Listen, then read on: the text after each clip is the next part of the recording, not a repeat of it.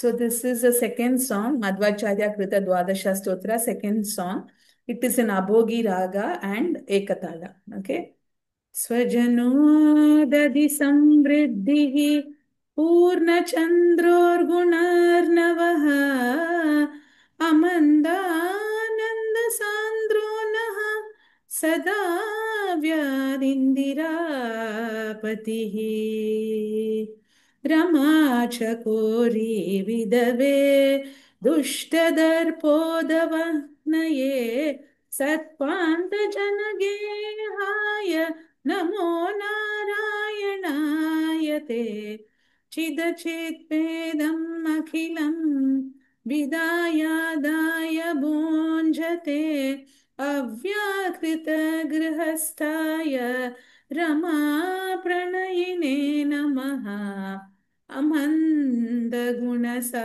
अमन्दगुणसारोऽपि मन्दहासेन वीक्षितः नित्यमिन्दिरयानन्द सान्द्रो यो नौमितं हरिम् वशी वशो न कस्यापि योजितो विजिताखिलः सर्वकर्ता न क्रियते तं नमामि रमापतिम् अगुणाय गुणोद्रेक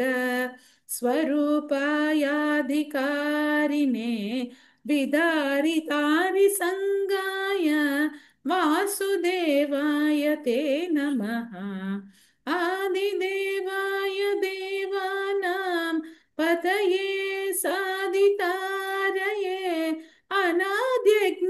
अनाद्यज्ञानपाराय नमः पारावराश्रय अजाय जनयेत्र्येष विजिता किल दानव अजादिपूज्यपादाय नमस्ते गरुडध्वज इन्दिरा मन्दसान्द्राग्र्य कटाक्ष प्रेक्षितात्मने अस्मदिष्टैककार्याय पूर्णाय हरये नमः